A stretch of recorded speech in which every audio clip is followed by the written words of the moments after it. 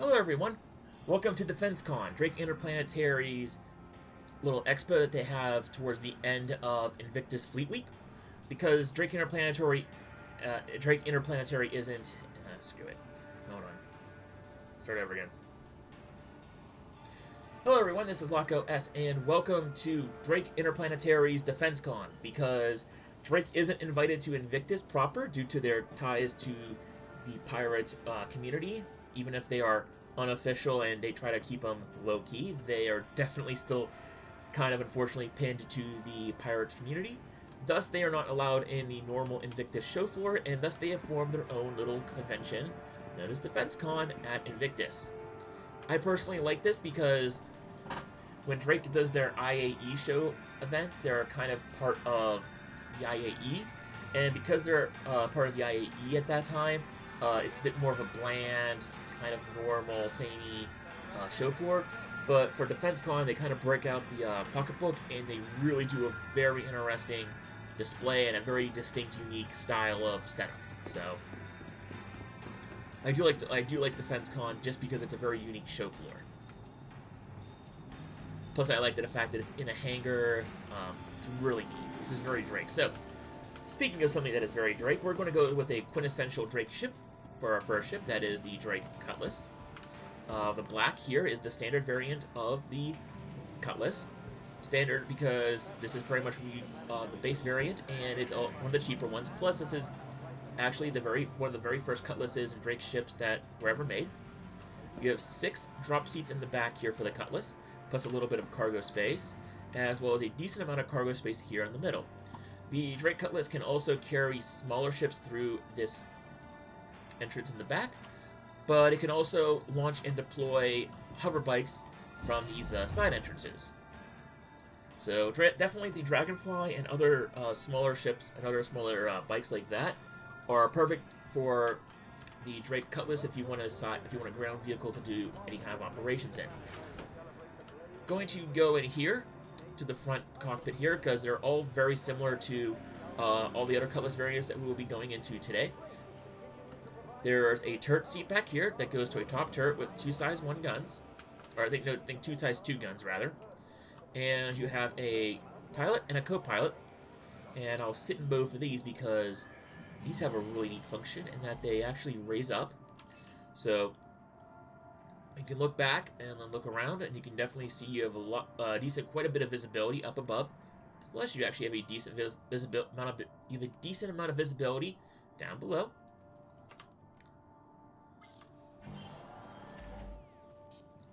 And we're going to the co-pilot, who sits even further up. Definitely see that you got quite a lot of visibility to the rear and above on both sides. You can see the show floor really well from up here.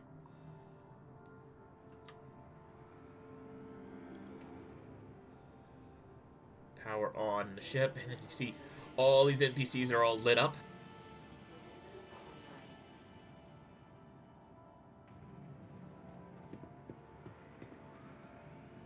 Come on. Exit the ship. There you go. I do want to see something about the pilot seat before we leave.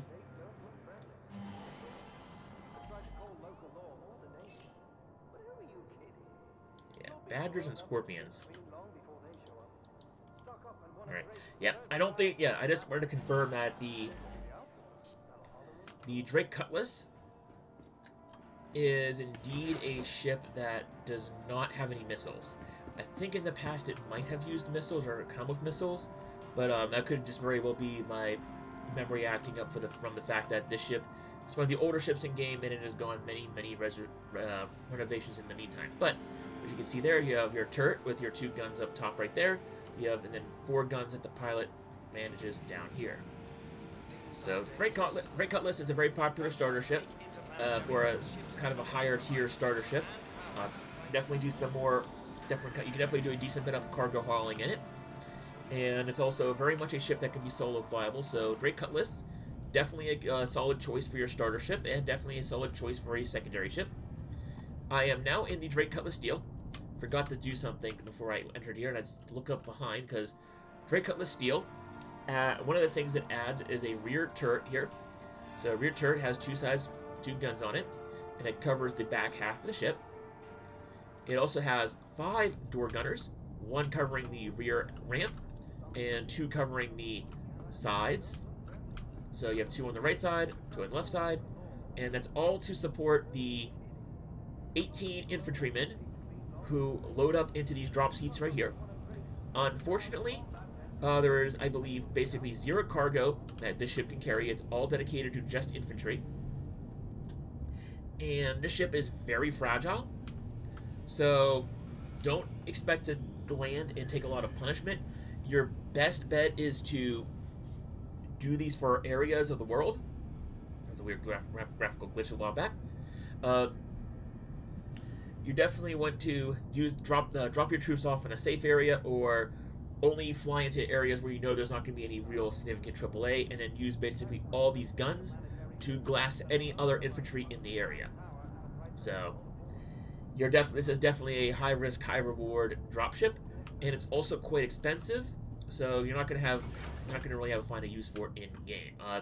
Also, I should mention, going into these cockpits real quick, you do actually have player storage in these 2 cabinets, and you have personal gun racks for all your other for your personal weapons for the co-pilot up there, plus 2 bunks. And that's standard for every Drake Cutlass ship. So, steel, don't really recommend. Too expensive and too squishy. And also, to really get use out of it, you need a lot of people to actually go on ground ops, because otherwise you're just flying around a ship that just doesn't really have a lot of purpose to it. Drake Cutlass Red. This is currently the only really dedicated ambulance that we have in game. You have a little bit of a rear cargo space here. You can store supplies or bring on mission boxes here. Very limited cargo back here, but you can use it as such. There is also, which is really nice with on the Red, is that there's actually a separate airlock from the cargo bay, and this separate cargo bay back there leads to a medical room here. Instead of the side doors, which are more cargo style doors that you can exit and out of for the other ships, you actually have these EVA hatches on either side that you can open or close. So we're going to go ahead and open this one. If it'll let us.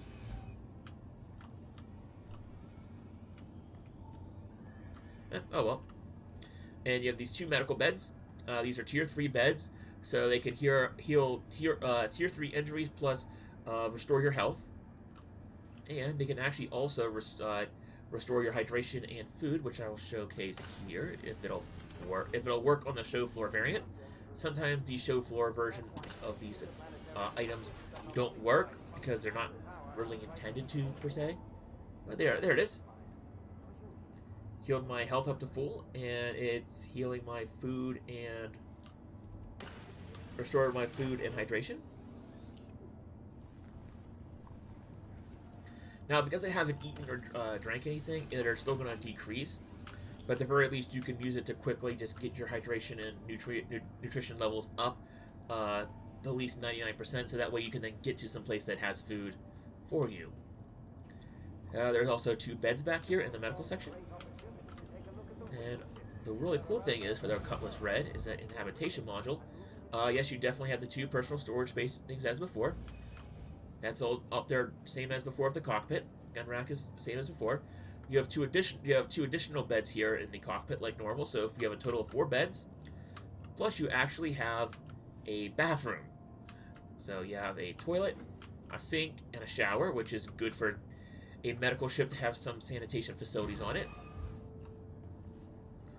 So you can actually have 4 people on the ship, technically speaking. You could probably have 2 people to go out. You have 2 pilot, pilot, co-pilot. You don't have a turret on this per se, but then you have 2 people who can then go out and actually perform the rescue operation, or even 3 people if you want to just have the pilot remain back in the ship. Still has the 4 size 2 guns, so you're definitely not completely helpless out there in the verse. Still fight back if anyone decides to attack a medical ship, which is nice. Now we have a more quote-unquote questionable use variant right now. Eventually, bounty hunting will come in, and when bounty hunting comes in, this will be a more useful ship. And that is the Cutlass Blue. Cutlass Blue also has, again, a little bit of an airlock area back here, but it has, instead of medical beds, it has cryopods. So there are, I believe, 12 cryopods in total. So you have 3 banks of 4 pods, and this is where you put prisoners in here for transport. So you do your bounty hunting mission gameplay, you capture someone, you put them in there, and then you just keep on doing that until you get to a prison. And again, same cockpit as before, nothing too much more to showcase there, other than the fact that you have a turret instead of a bathroom facility like on the Red. And also you have these standard, older style airlocks. I was kind of hoping they would open, but oh well. Alright, so you can see an advertisement playing there for the Drake Kraken. So here we go. This is Drake Interplanetary's display hall. And really right now the only ship that they have for quote-unquote display, because this is the only ship I believe that Drake has in concept. Yeah, this is the only ship Drake has in concept at the moment, and that is the Drake Interplanetary Kraken. And the reason why it's still in concept is that it is a massive ship. I've talked before throughout this IAE series about, this Invictus series about large concept ships, and this is probably one of the largest of the large concept ships, because this is basically a miniature light carrier. Well, not even miniature, this is a light carrier, and it's a light carrier that also has a marketplace inside of it. So you go out into the verse, with your fleet, you have all these landing bay, you have actual smaller hangars for smaller ships. You have this giant flight deck up top, and then down below into the belly of the ship, right here, you have a marketplace to do trading and selling and buying, plus a whole bunch of cargo space. It's basically this is your org's floating flotilla / floating base. People talk about having a what's it called? A settlement and base building in game as their thing. If you want to have a mobile base, you use that.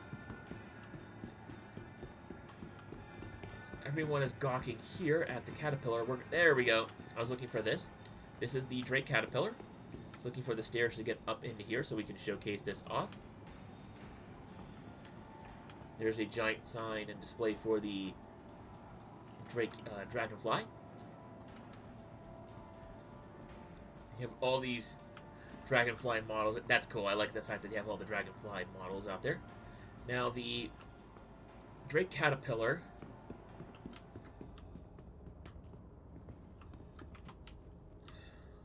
trying to find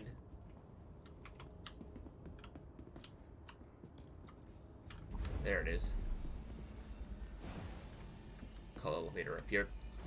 This is the only entrance into the Drake Caterpillar. Now, as you can see there, Drake Caterpillar has 2 turrets. I think they're size 3 or size 4 guns. Yeah, they're definitely size 4 guns, I think, on the Caterpillar for the turrets. So there's 2 turrets with 2 guns. One covering the bottom side and one covering the front side. Well, the front top and back bottom. We're going to go up here first. So when you enter the ship, you have the elevator room here. And you can go either to the back or to the front. There's also a gun rack here in the elevator room for use whenever you're ready to go out and explore. So this here is a very interesting room. It's sort of a combined bunk / cafeteria / toiletry room. This is basically where the crew.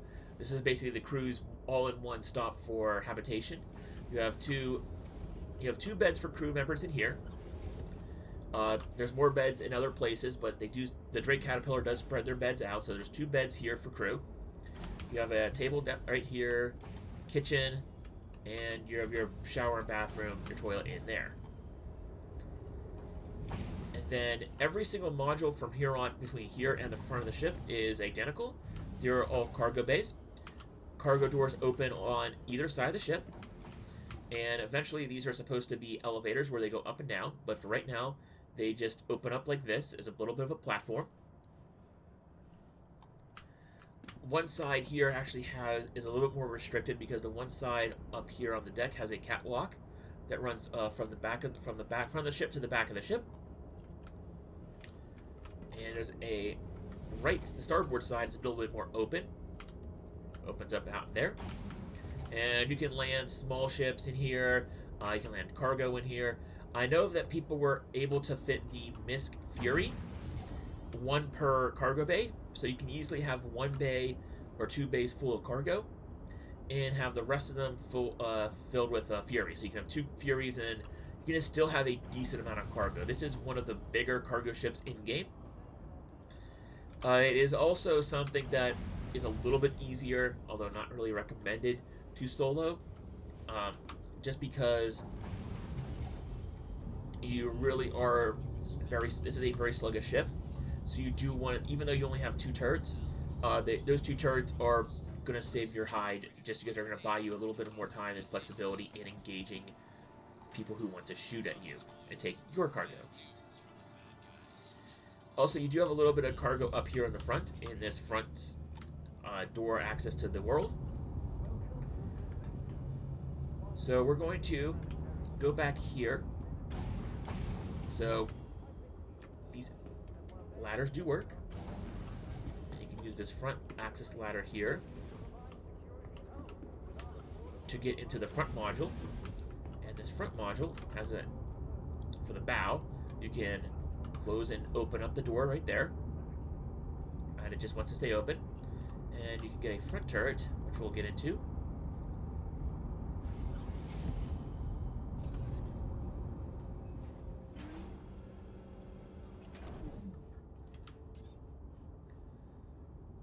Except, yeah, you have rhinos, which I believe are the size 4 laser repeaters, which is good because this ship only has 2 turrets, and unfortunately, because you can't rotate it, you really can't get a good sense of either the size of the ship or what it covers. But we'll go in here to this external view. As you can see, we are quite far out because this is a big ship, and we are at the front, and it's not going to let us go. You can see we're at that front turret right there, and we have all that big ship behind us. So, thankfully, that the turrets do provide decent amount of coverage between the two of them.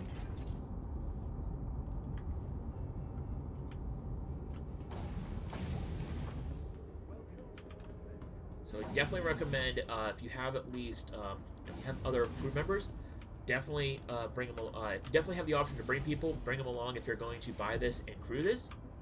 Just because that extra 1 or 2 people can provide you with quite a bit of extra protection. Plus, with all this cargo space here, you should be able to easily afford to pay crew members depending on the cargo that you are bringing.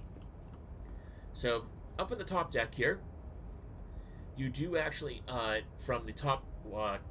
Basically catwalk, you get into this little bit of a EVA room here, and you're supposed to be in the future be able to use this as a docking hatch to get up above, so you can actually dock to the ship from up above, which is a unique feature of the ship. Then you get into this upper hallway up here, where you have access to the stairway down below to engineering, and this little side room here, and recently, they've been talking about tractor beam rooms and getting them set up for their gameplay. I believe this was even in yesterday's Around the Verse series, where they were talking about when they were interviewing the ship teams, and they were talking about getting ships ready for tractor beam gameplay. This is going to be one of the ships that is suited for that, because you're going to be able to use this terminal here as well as your looking outside to control a tractor beam and tractor beam in cargo to the starboard side here, where there's nothing blocking you from actually loading in cargo easier. So, tractor beam room should be ready for play hopefully in 320. You'll be able to use your tractor beam to load in a whole bunch of cargo in a lot easier. We're going to go down here real quick just to showcase the engineering room. So engineering room, we have engineering station right back here. You have the 2 engines there, which is really cool. I believe you should also eventually have component access back here. You also have a little bit of a ladder to get back up to the top floor, as well as using that stairway.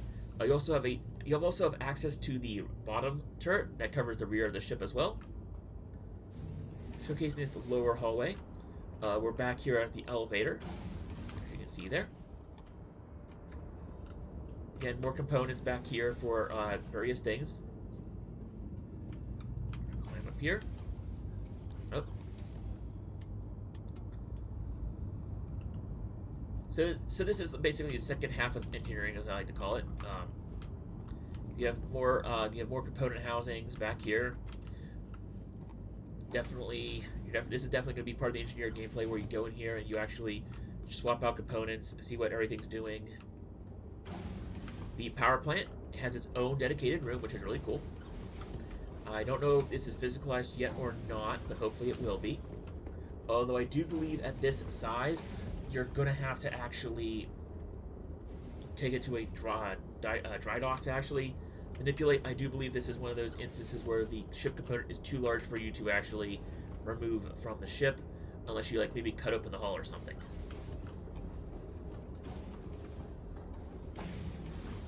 Another section of upper hallway here. But there's this tiny little room off of between power plant and this hallway here that is basically the server room, and this is where you're going to swap out the ship's computer blades. So you can customize your ship sensors and all the other stuff from here, hopefully. And then we're back here at this central walkway, and this is where the interesting part of the ship becomes, because this is a command module, and the command module is where you're supposed to be able to not only control the ship, but actually separate from the ship in case things go horribly south with the actual main body of the ship. So command module, there's a pilot and a co-pilot, and they have this really big window in front of them. Visibility still is not quite as good as the Cutlass per se, but it's still fairly decent. The only lack of visibility you have is below you, but you can kind of see far out enough, at least, to look up ahead and down to land, so you can definitely see where you're pointing your nose at least. And you did see all those power markings. Those power markings do indicate that this ship is definitely capable of definitely has a pilot-controlled guns, and there is indeed a set of pilot-controlled guns on the ship, on the command module, that fire forward, but because of the ship's lack of maneuverability, they're not super useful. You have a bit of an engineering station here as well you can use. That'll be handier later on when it comes to actually manning the we actually get more engineering gameplay on the ship. Plus, there's actually their own set of components back here. Plus, there are 2 remote stations back here for support seats. Let that person go.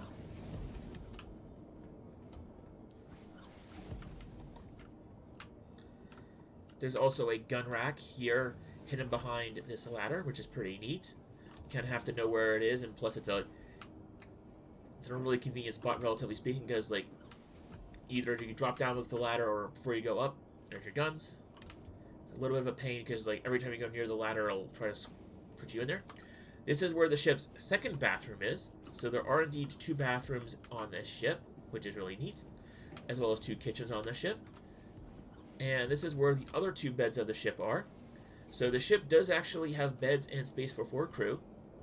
Unfortunately, the table here is half-sized, but honestly, that kind of makes sense with the habitation module as it is. So you can easily have a crew of 4 for the ship, which makes sense. You have your 2 gunners, as well as a pilot and co-pilot. Plus, during cargo operations, you can have some of the gunners or the co-pilot grab a tractor beam and start tractoring in cargo, or handling cargo operations, so that's good. Plus down below here, you have another tractor beam slot for the port side of the ship. As I somehow teleport through time and space and end up at this weird spot, we're just going to exit out of there. Hopefully that's fixed. But as you can see from this tractor beam slot down here, sort of underneath the nose of the command module section here, you have decent visibility here to move cargo into the ship and all of the different bays that open up there. So that is useful. And this used to, at least one time, be a secondary exit and entrance to the command module directly, but unfortunately it is broken right now. So it is interesting for a Drake ship, by the way, that it has two bathrooms for 4 people and 2 kitchens for 4 people, but keep in mind the command module is supposed to be able to detach, and when it detaches, that does mean that the command module basically is its own separate ship, and the people here are left kind of floating in space. This module is left floating in space, so as cool as that sounds, it's really just because the two are supposed to be independent ships at sometimes, so you don't want to leave one without the facilities of the other. And that's the Caterpillar. You can definitely tell the Caterpillar is showing a bit of age, and there's a bit of questionable things about it. That's because the Caterpillar is one of CIG's older ships. Hopefully, all it really needs at this point is a little bit of touch-up, and it's good to go. And it really is a ship that, like I said, can be flown solo, but it's also bigger, but you really want ideally crew for this ship. If nothing else, to at least one guy to man a turret, so you're not, or at least a human to man a turret, so that way you're not completely defenseless, relying on the ship-mounted, the pilot-mounted guns, which are not going to be super useful most of the time. So there's nothing back behind there. I was kind of hoping there would be something behind the Caterpillar. I'm also trying to keep an eye out for where those guys are, like the Dragonflies are, but I guess they're not up here. So we're going to get to Drake's newest ship, the Cutter. Drake Cutter's really, it's a nice little ship. You do have this cargo bay back here, and while theoretically you could fill up this entire cargo bay with stuff, there's really only room for 4 SCU, stacking two 1S sized SCU boxes on top of each other, right here, for a total of 4. It's also really neat because the Cutter does have these tiny little windows out here on either side, so you get at least a little bit of idea of what's going on in the outside world from your rear seat. Plus you have all these components here for easy access, which is nice. And unlike most Drake ships, these actually have the new ship panels here for your lights and your doors, which is nice. You have a tiny little slot here for your toilet, shower, sink combo here for Drake, which is nice. And you have a single bed. You have a little bit of crew storage up there for your personal belongings up above your bed, which is always nice. Plus, as well as this giant locker here, access, so you're in a pretty good spot. You're in a pretty good spot for your personal belongings storage here on this ship. As well as, not quite sure what this is, but again, a couple of small shelves for things here as well. So I don't know if this is a kitchen per se, but could probably use it as such.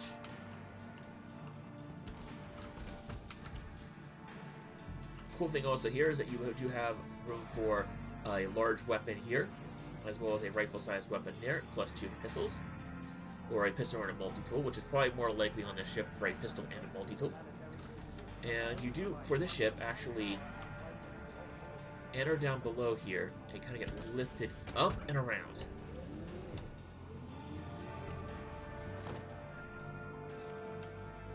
And while visibility isn't the greatest on this ship, it's not horrendous. It's not too bad.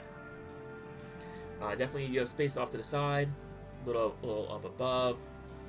but there are worse ships, believe it or not, in verse. Then again, it's supposed to be more of a space truck than anything else, so you're not in that bad of a shape. Also, I should keep in mind that this ship does actually have two... Definitely has two guns, so you're definitely not entirely defenseless with this ship. I believe it also might have missiles, but I doubt it.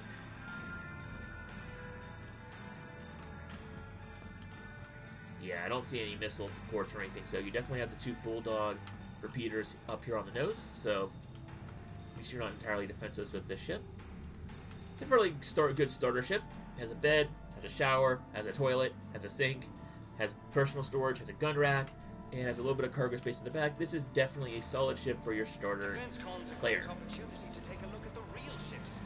Now, a ship that doesn't really have a lot of purpose in-game right now is the Drake Herald.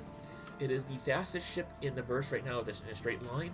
However, its only real purpose is data running, and that's not going to be implemented for a while. So this is another one of those unicorn ships that, like, it sounds cool, it seems cool, but you're not going to get the gameplay this ship offers for quite a while.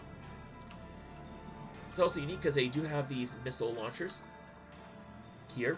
So the ship uses the old style missile launcher where you can kind of swap out what kind of missiles you want. So comes, I believe, default with those are 8 size 1 missiles, which means you can do either 8 size 1s, 4 size 2s, or sorry, we have 4 size 2s or 2 size 3s. Also, there are 2 little guns on the wingtips.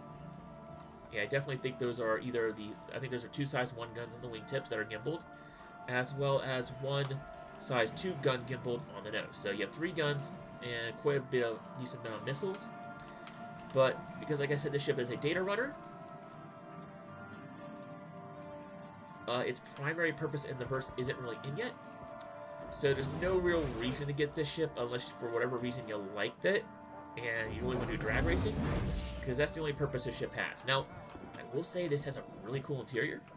You have a gun rack, you have basically the hacker / information systems officer here.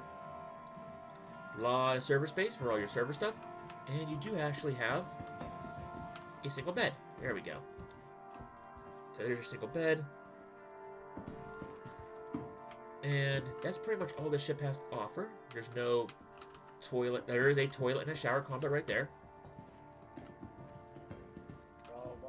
As we try to... Unfortunately, as you can see, if you're trying to use 2 people on the ship, that's really impossible, because even with one other person on the ship is so narrow, you're constantly banging around each other. So this is very much a one-man ship you fly to where you need to go, you park, you get out, you use this operator seat to do all your real work, and then you get back in and you fly off. But you are at least capable of staying out in space for a little bit longer because you have at least a toilet. No shower, doesn't seem like.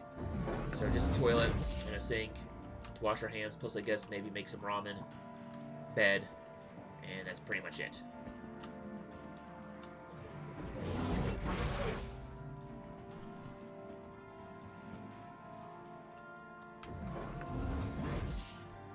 Alright, we are definitely... Okay, there's the Drake Dragonfly up there. So we are over halfway through our ships, and thankfully the rest of these are...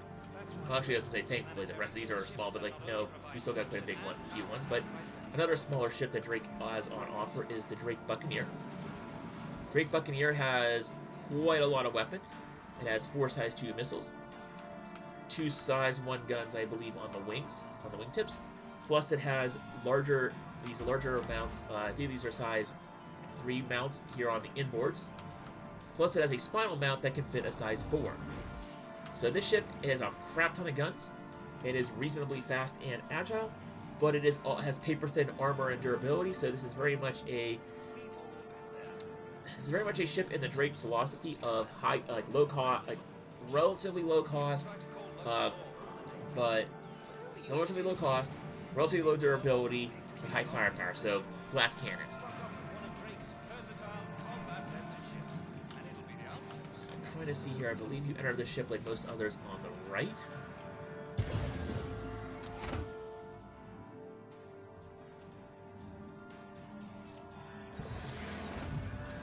go. And you have pretty decent visibility all around. Definitely see this is a much more industrial, rugged cockpit, which is pretty neat.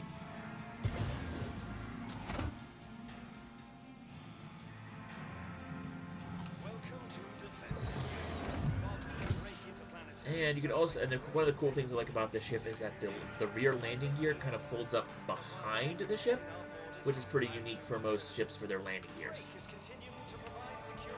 Also, I will say the Drake Buccaneer. The one thing about this, it's a really cool ship. It's a really cool light fighter. The only thing I would recommend, the only reason I would recommend not getting this ship, is the fact that these wings can get from here on over can get blown off pretty easily, and you start losing weapons therefore really quickly. So, really cool ship. If you really like the aggressive, high-speed, high firepower gameplay, this is definitely the ship for you. But keep in mind that you're gonna possibly run into problems where you're gonna start losing armaments, or you're gonna die fairly quickly.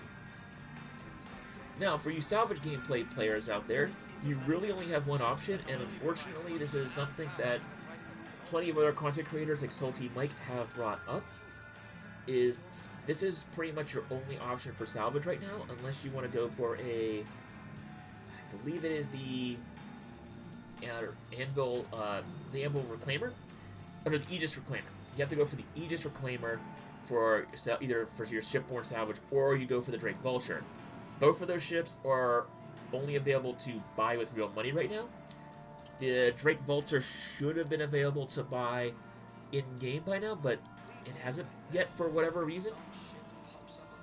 So unfortunately, if you want to do ship salvage gameplay, you need to either crew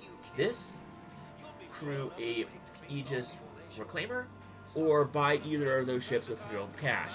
Now, I don't believe the Aegis Reclaimer is available for sale, so you're going to have to basically shell out the money to buy this ship. Thankfully, at least, this is a ship that is well made, so at least your money is going pretty far, and this is very much intended for a single player to operate. So if you are a single person planning on playing the salvage gameplay loop, this is very much a no questions. You should definitely consider getting this, or at the very least, you should get yourself a ship capable of earning enough money to buy this in game when it becomes available. You have the Drake. Again, you have more of the Drake buttons that are implemented on this ship for controlling different facilities, like closing doors, opening doors, locking doors, and the lights. This salvage tool station here is pretty neat, because you can use this to create salvage equipment from material that you salvage off of ships. Plus, you can use this to eject any boxes of salvage that are completed. So you go out there, you salvage a whole bunch of material, comes up with a box that comes out with the icon that says, okay, you're ready to deploy a box of salvage, and you can hit eject and it'll pop it out. And then you use your little cargo bay here to store the salvage, and you can stack it up there. Plus, you can also use the room in general to stack other loose salvage. So we're going to go up there. This is second floor, more component access up here. You have a little bit of a locker right there for your personal stuff. Single bed, shower, toilet combo that is infamous for Drake. More component access in your bedroom, which is pretty nice. And you actually have a little bit of a kitchen here. Battery gravity generator, a little bit of an oven or a stovetop. And then you have your little operator cabin up here, where you get a nice, good you get a really nice, cool visual of having the two salvage arms pointed outward with the salvage beams at the end. Pretty good visibility through the operator's cabin up here. And something that also is very neat, there's a door that you can, I believe you might be able to access from like the walking around here, but you can easily sit here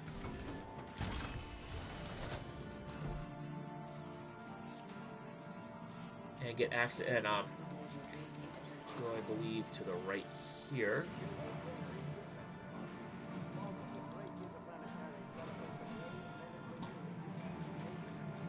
Again, they might not set up these ships quite with everything, just because they don't want people... They don't want to have any bugs or unintentional gameplay where some bug happens and people are able to start taking off these ships and starting gunning down everyone here at the floor, so we have to do this the old-fashioned way. But you should be able to exit from this seat directly outside, because over here there should be a door.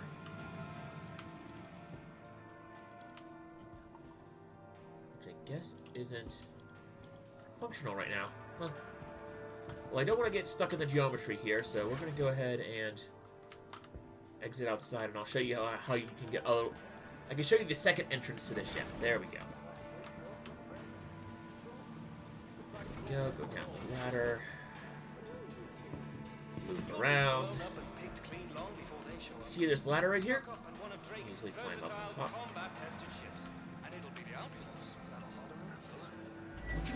There we go. Climb up to the port salvage arm. You can walk across it if you want, but we really don't want that. What we really want to do is we're going to climb up here, and then we can access the ship from here. So you can enter the pilot seat directly from the outside right here, and then you can just get off and do your little business. So you don't have to go through the rear ramp all the way through the ship, all the way through your bedroom to get to your pilot seat if you don't want to. You can easily land somewhere, get off from the pilot seat up this little platform, go down there, scurry off, do your thing, get back through here, get back right into your pilot seat, and get off and start flying again, which is, I believe, a really cool system for actually boarding and disembarking from your ship for doing operations, so you're a little bit more efficient that way. Also, you do have your two self-defense guns here. These are size 1. I believe these are size 1 guns, but you can you have them on either side of the cockpit or the operator's cabin, whatever you want to call it. I'm just gonna fall down there real quick. And that's a pretty decent amount of self-defense armament. Most ships come with at least two size 1 guns for self-defense, so it's not uncommon to see a ship even like this have these 2 guns to defend itself. Obviously, you're not gonna be able to survive any serious engagement with those, but it's at least something to throw at the opponent to at least dissuade them, or at least fight back a little bit. That's where the Drake Corsair comes in. This is definitely a ship that is designed to explore in force, and possibly explore other people's cargo bays in force. You have this huge ramp back here, which leads into a relatively comfortable cargo bay back here. This isn't constellation-sized for a cargo bay, but it can actually hold a decent amount of ground vehicles. It's not going to hold a Nova tank, but it will hold a Crusader. It will hold a Tumbril Cyclone, plus a whole bunch of cargo that you will find on your adventures. Get out of this guy's way here. From the cargo bay, you enter this little engineering room back here, octagon room, which is pretty cool. So in the octagon little room right there, you have access to all your most of your components. You have a little airlock room here off to the starboard side, where you have suit lockers and I believe gun lockers here. So you can definitely use this as a ready room to do exploration, especially for when you're docking with someone, because this is a docking collar for your size 1 docking needs. And again, size 1 docking collars, I do believe it was in yesterday's, people wanted to call it Around the Verse, but it might be something different. It's the interview show on The Only Constant. They did mention that the size 1 docking is going to be something that they're going to have to redo with the docking V2, basically. But they know it's something that they're going to have to do. Engineering station right there for your engineering gameplay. Get into towards the middle of the ship here. You have a more dedicated kitchen here, which is really nice for your longer trips. You have a little bit more of a slightly larger shower bath combo, which is again appreciated for your longer trips. You have 3 crew bunks, each with their own little personal storage, which I think is nice for, again, longer trips. And also in the crew cabin area, you do have lift. Lift can take you to the roof, to the mess hall, or to the surface. So we're going to go to the roof real quick. And you can see here, you can easily pop up onto the roof here.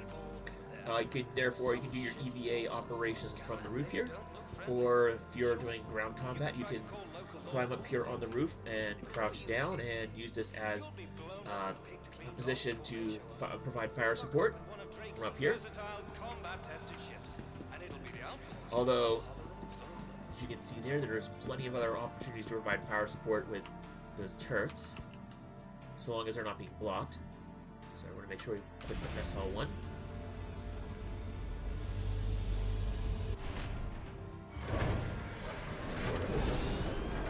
And, oh, I should mention, mess hall has a nice little, not bunk, but a nice little table here for your crew members to eat at.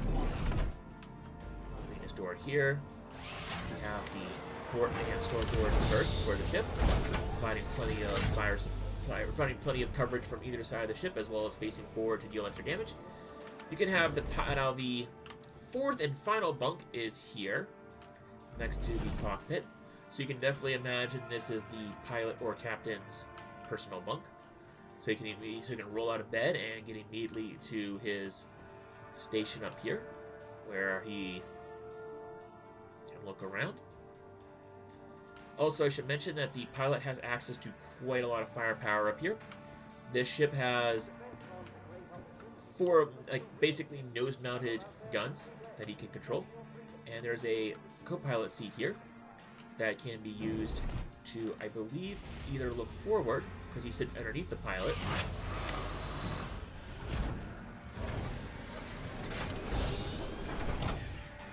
so let's see here if I can find it.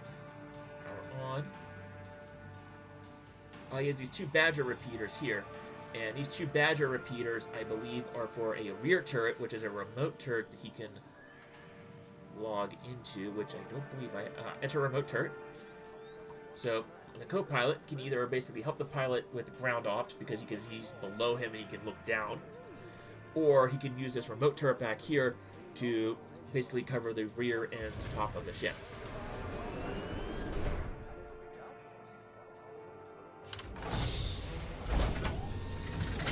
But that's the co-pilot seat. So definitely the ship can, again, it's one of those ships that can be theoretically flown solo. However, you are going to be locking yourself out of a lot of potential firepower that the ship can use if you do fly the ship solo. But in a pinch, you can. Definitely with a lot of these ships that can be flown solo, you can easily do something where you start off by yourself, and then a friend logs on, and then you can go, oh, hey, I'm here in this ship. I'll meet up to play with you. It'll be cool. And then you can run some cargo over to their area, and then after you run some cargo over to their general area, then you can easily drop that cargo off, sell it, run over, pick them up, and have a second crew member to be a little more better defended from threats. So, also I should mention that these turrets do pop out, so they do actually give you a bit more forward firepower, and they do actually have reasonably large sized, size 3 guns on each of those turrets for the port and starboard. And you have these massive size 4 guns on gimbals all up here in this cluster up front, which is very deadly. And, oh, by the way, I forgot to mention, this ship also has... You think you can hide from Daddy? Guns on the wings. Come here now, baby girl. That the pilot can also control. That space fairy butt from here. As well as missiles. I'm going to double check with missiles, because I think the missiles were something that the ship was maybe intended to have. Come here, give Daddy what he wants.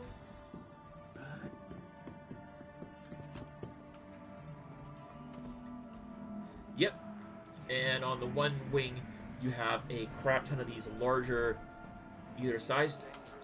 No, these are size 3 missiles here on the wing, right here. It has this big giant wing on the right, on the port side. So, this ship is very powerful, has quite a lot of firepower.